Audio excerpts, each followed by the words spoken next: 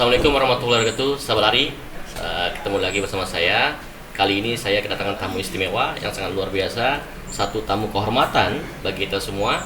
Ya, tentunya ini menjadi satu keinginan kita bersama menghadirkan, karena saya juga harus berupaya keras mendatangkan sosok ini. Kurang lebih harus banyak hal yang saya harus lalui. Nama beliau, supaya saya tidak salah menyebutkan, Habib Abdullah Al-Mudroh. المحضر Al-Mudroh. المحضر Al-Mudroh. المحضر محضر Al-Mudroh. شيخ محضر. Bapak Bim. Ya, jadi ada hal yang saya akan ajak Sabari untuk diskusi. Tentunya ini akan sangat bermanfaat untuk kita semua. Ya, Assalamualaikum Habib, udah mau Waalaikumsalam. hadir di channel Jalan Ari dan juga di Delexis TV. Satu kehormatan bagi saya Habib bisa hadir di sini. Luar biasa. Alhamdulillah.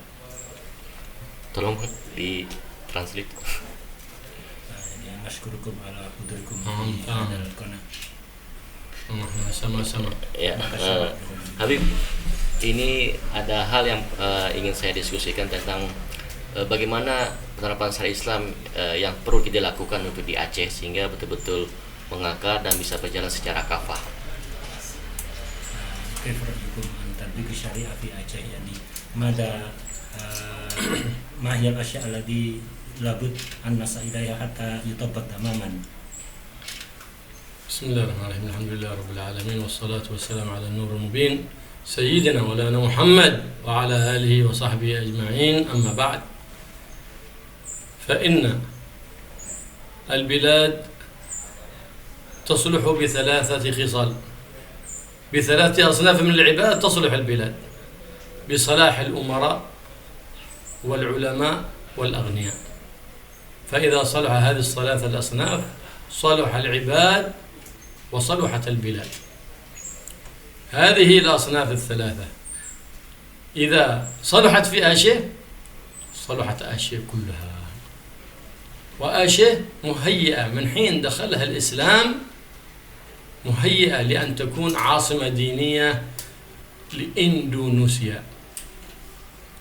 آشيه مهيئة روحانيا لذلك، ولا زالت فيها علامات الخير ظاهرة وبارزة. ولكن أولا نعمل مفتاح للخير. فما الذي يجعلها بلد خير؟ نقوي مفتاح الخير. ما هو مفتاح لكل باب من أبواب الخير؟ العلم المتصل سنده بالنبي محمد صلى الله عليه وآله وصحبه وسلم. لو دورنا في الدنيا كلها على مفتاح الخير نجد هذا المفتاح الوحيد لكل باب للخير. وكل باب للشر مفتاحه واحد، هو الجهل. وما معنى الجهل؟ كل علم يبعد عن النبي محمد صلى الله عليه وسلم، وكل أخلاق تبعد عن النبي محمد. فالبعد عن آداب النبي محمد وأخلاق النبي محمد هنا هذا يبعدها عن الدين. إذ الدين اسمه محمد. إذا قرب أهل آشيه من أخلاق النبي محمد، من سيرة النبي محمد، من أدب النبي محمد، إذن خلاص هذا هو الغاية. ولن يكون ذلك إلا بنشر العلم. ونشر العلم يكون بتهيئة وتأهيل الأساتذة الذين هم قول وفعل، لا مجرد قول. الأساتذة يتكلم لا يفعل، هذا ما يسر. الكلام الذي يخرج من اللسان ما يجاوز الآذان، وأما الكلام الذي يكون من الجنان فإنه يبلغ إلى الجنان، فحينئذ تتأثر القلوب وتتحرك القلوب. فإذا تحركت القلوب سعت في مرضاة علام الغيوب واتباع الحبيب المحبوب محمد صلى الله عليه وآله وسلم. Nah, ada hal yang penting di mana kondisi Aceh, banyak hal kemiskinan, banyak hal pengangguran, banyak hal kekerasan ya yang terjadi di Aceh. Apa yang perlu kita lakukan sebagai seorang umat Islam dan juga pemimpin di Aceh untuk memperbaiki agar lebih baik ke depannya? نعاني من المشاكل المتعددة، من الفقر، من كثرة البطالين الذي بالعمل، ومن التطرف. فما هو الذي يجب علينا أن نفعله؟ هذا هو. نحن نعاني من التطرف لبعدنا عن العلم المتصل بالنبي محمد صلى الله عليه وسلم، فلهذا دخلوا المتطرفين ودخلوا الإرهاب في الدين. ما في الدين إرهاب، لكن لما بعد الناس، ترى الآن المدارس ما تعلم أخلاق النبي، الجامعات ما تعلم قرآن النبي ولا سيرة النبي محمد. بماذا تترقى المجتمعات وتزداد رقيا؟ بماذا؟ باتباعها للنبي محمد، بتعلمها من أدب النبي محمد، أخلاق النبي محمد. لهذا ترى الآن لما بعدوا عن ذلك تراهم هل كان زمان قديما؟ لا، كان في أشياء لم يكن كذلك، بل كانوا على منهج واحد، على عقيدة واحدة. الآن دخل التطرف ودخل الإرهاب ودخل أصحاب البدع والضلال حتى يغيرون على المناهج المتقدمة. هذا لما غابت أسود العلم ظهرت فئران الجهل. الآن تراهم كثير لهم قنوات فضائيات، فئران الجهل، وكذلك لهم قنوات في اليوتيوب ينشرون فيها الجهل والعياذ بالله. أما انتشار البطالة فذلك لأن الشباب ما تسكت عقولهم ولا لهم غاية في الحياة. غايتهم في الحياة أنهم يريدون الوظيفة فقط، هذه غايته في الحياة. هذه ما هي غاية في الحياة. إنسان يتعلم والعلم وسيلة، والغاية هي المقصود الأعظم، المعرفة بالله، الترقي في المعاملة. فإن من لم يحسن معاملة الخلق ما أحسن معاملة الخالق سبحانه وتعالى أبدا. فلهذا بعدنا عن المعاملة الإسلامية وعن الأخلاق الإسلامية فتدنت. وأما ما نشتكي فيه من الفقر فإننا نعاني من عدم تعريف الإنسان بواجبه نحو أخيه الإنسان، سواء في الزكاة الواجبة أو في الصدقة المندوبة. لو نشرنا هذه الثقافات ما وجدنا محتاج في البلاد. فإن لو وجدنا واحد يموت جوعا، هناك فقر يموت جوعا، اعلم علم اليقين أن هناك غني أكل ماله. ليه؟ لأن الله أوجب في أموال الأغنياء حق واجب للفقراء والمساكين. فلو أخرجت الزكوات وأطرحت في محلها التي أوصى الله بها ما وجدنا في أي بلد محتاج ولا فقير. أما الآن كثير يتخرج من الجامعة وينتظر التوظيف، هذا فكر غلط. تخرج من الجامعة فلك أونلاين جوال بلي، أونلاين بيع وشراء.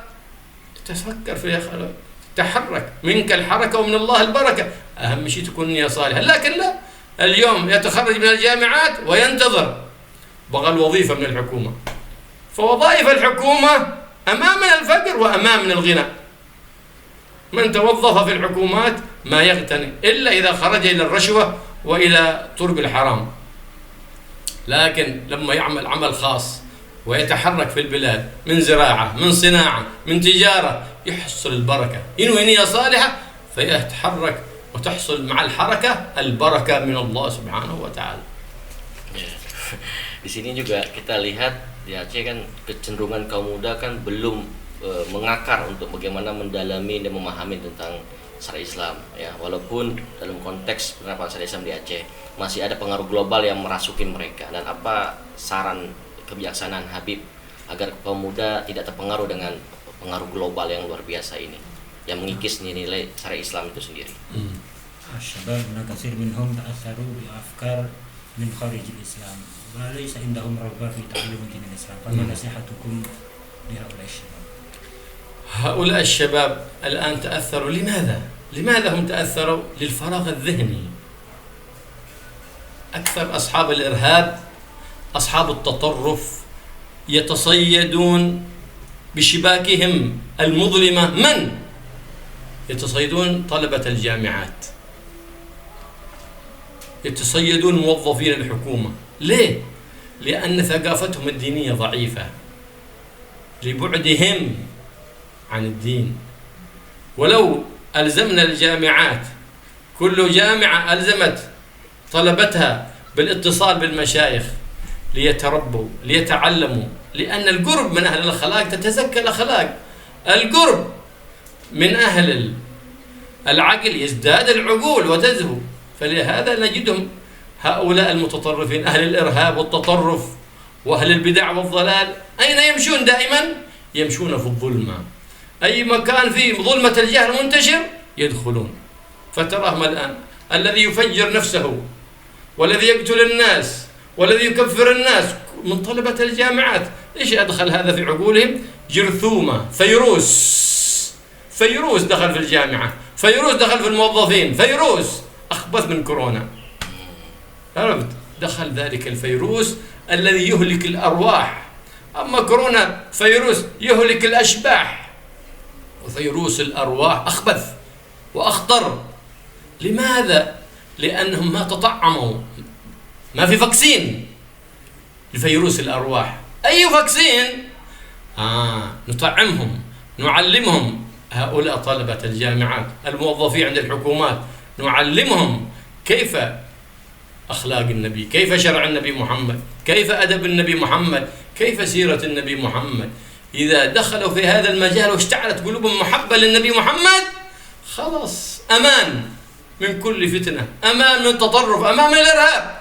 لأن التطرف والإرهاب ظلمة بسبب عدم الحب الذي يستمر في القلوب. أما إذا جاءت المحبة في القلب فأنت في أمان. فنربطهم بالحبيب الأعظم محمد، محبة النبي محمد، كثرة الصلاة على النبي محمد. خلاص حينئذ بيبقى في أمان من الإرهاب، في أمان من التطرف، في أمان من كل أفكار البدع والضلال التي انتشرت في هذا الزمان، سواء في هذه البلاد أو في غيرها من بلاد الإسلام والمسلمين. Sabari, karena berhubung waktu sudah sangat mepet karena akan melangsungkan sholat jamaah maghrib, tentunya ada hal-hal yang nantinya akan kita ulas lagi lebih lanjut. Tapi saya ingin bertanya lagi sebagai penutup, ya, apa saran kepada kita semua yang ada di Aceh untuk agar lebih menguatkan penerapan Islam dan menjadi lebih baik ke depannya?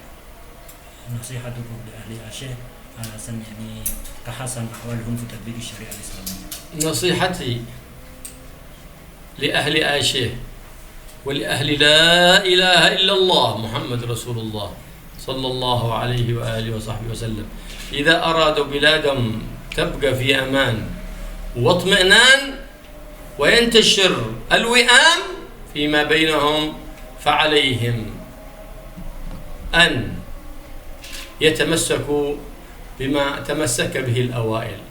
فكل خير في اتباع من سلف، وكل شر في ابتداع من خلف. فقد تأسس الإسلام في آشيه على قواعد متينة، فلا يأتي اليوم أحد يأتي من الخارج أو أستاذ مودرن يغير عقائد المتقدمين وطريقة المتقدمين بسبب أفكاره التي تأثر بها من الغربيين. فالآن كثير عندهم تطورات في الفكر، ليه؟ ببعدهم عن منهج السلف الصالح. فإذا بقت هذه البلاد بينها المحبة لله، ثبتت المحبة في قلوبها لله ولرسوله ولآل بيت النبي محمد صلى الله عليه وسلم، وثبتت بينها المناصحة لله مع الأدب مع الأعمال الصالحة، فإنها ومع الاجتماع على الكلمة بالأمر بالمعروف والنهي عن المنكر فيما بينهم البين، فإنها تكون في أمان، في أمان من كل بلاء يخرج من الأرض أو ينزل من السماء.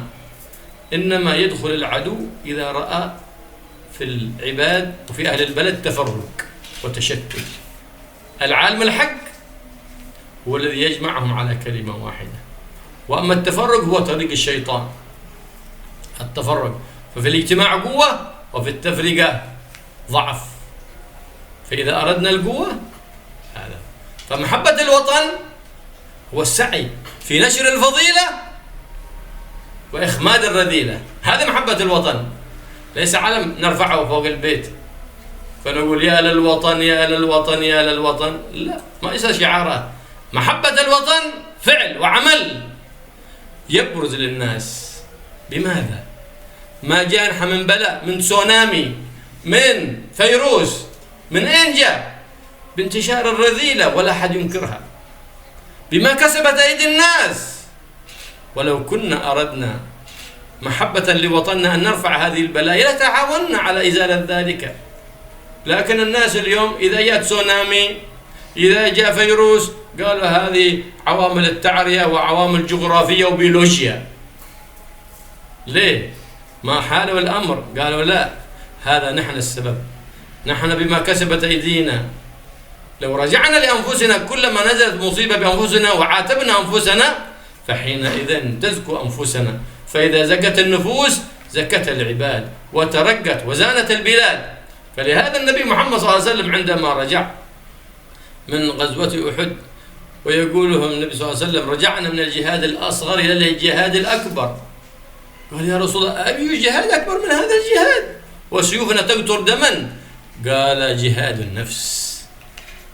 اليوم ينادون للجهاد وما يريدون الجهاد، إنما يريدون السلطة والمسؤولية، يريدون التفرقة بين المسلمين، ما يريدون إصلاح العباد ولا إصلاح البلاد، يريدون عرضا من أعراض الدنيا، وينادون للجهاد باسم الدين. الآن كل المصائب ترتكب باسم الدين. ليه؟ لأن احنا ما وجدنا العالم الذي يبين الدين الحق للناس، فالتبس على الناس، فصار هناك التباس واضطراب، فالتبست الأفكار واضطربت، فصار الناس لا يدرون إلى أين، حتى صاروا يأخذون دينهم عن جوجل، ما يأخذون دينهم عن عالم متصل علمه بالنبي محمد صلى الله عليه وسلم. فهم دينهم أهون عليهم من جوالاتهم.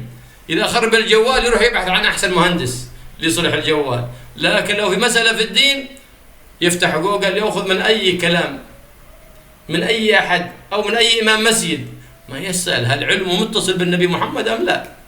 فلهذا لما فقدنا الاتصال بالحبيب الأعظم فاتنا كل شيء، فاتنا كل شيء. فما دامت البلاد متمسكة بهدي خير العباد فلن تزل ولن تطغى. لابد نتشاور. الآن يتكلم في الدين كل إنسان، بالرغم أن احنا في زمن التخصص، فلهذا ظل الشباب وأظل الشباب من لما كل إنسان يتكلم في الدين. نحن في زمان هذا طبيب وهذا مهندس، طيب كل واحد يسأل الطبيب في مهنته والمهندس في حرفته، فلماذا الدين لا إذا اشكلت علينا مثلا نرجع لأهل الدين؟ قال تعالى فاسألوا أهل الذكر إن كنتم لا تعلمون. نرجع لأهل الدين، ما حكم في هذا الدين؟ لا، الدين كل إنسان يتكلم فيه، فما بتصلح. ما قال النبي صلى الله عليه وسلم يقول لن يصلح آخر هذه الأمة إلا بما صلح به أولها. ما صلح أولها؟ بهدي النبي محمد، صلحت بالنبي محمد، بهديه، بأدبه، بأخلاقه صلحت. هذه آخر هذه الأمة لن تصلح إلا بما صلح به أولها. نرجع ننشر بين الأولاد والآداب بين أولاد في أخلاق النبي محمد. اليوم أولادنا الصغار يجهلون الآداب، يقل الأدب مع أبيه، مع أمه، مع جيرانه، مع أرحامه. والنبي صلى الله عليه وسلم يقول ليس منا من لم يوقر كبيرنا ويرحم صغيرنا. أين نحن من هذه الأخلاق؟ نحن نريد الآن نعالج الأعلى، لكن الأسفل ما هو قوي. إيش الأسفل؟ أن نربي الأطفال من صغرهم على هذا المبدأ القوي، على قواعد متينة من خلق النبي محمد وأدب النبي محمد وشرع النبي محمد. لكن للأسف اليوم بعد ما تربى على تربية غير صالحة نريد أن نصلح الظاهر. صلاح الظاهر ما يفيد، نصلح القواعد ونقوي القواعد ونصلح الباطن، والظاهر يصلح. من أصلح باطنه أصلح الله ظاهره. فنسأل الله أن يصلح لنا الظاهر وأن يصلح لنا الباطن، ويصلح هذه البلد آشة ويردها كما كانت عاصمة إسلامية، كما كانت تسمى ساحة مكة. آشة كانت تسمى في زمن ساحة مكة لقربها من الدين ونشر الدين فيها وأخلاق المتقين فيها. واليوم بعد الناس عن هذا، لهذا تراجعت الناس. ولو عادت كما كانت في أخلاقها، في آدابها، في معاملتها، خوف الله مراقبة الله سبحانه وتعالى فترجع لها عهدها ومجدها القديم كما كان وأحسن مما كان. Ya, alhamdulillah saudari sudah bincang-bincang kita dengan Habib. Tentunya banyak hal yang akan dijelaskan. Nanti tim akan membuat penerjemahan terhadap isi seluruh proses kita bincang-bincang dengan Habib. Alhamdulillah tentunya banyak kekurangan dari panitia dan juga dari tim. Saya akhirin. Assalamualaikum warahmatullahi wabarakatuh. Terima kasih Habib Waalaikumsalam atas bincang-bincangnya. warahmatullahi wabarakatuh.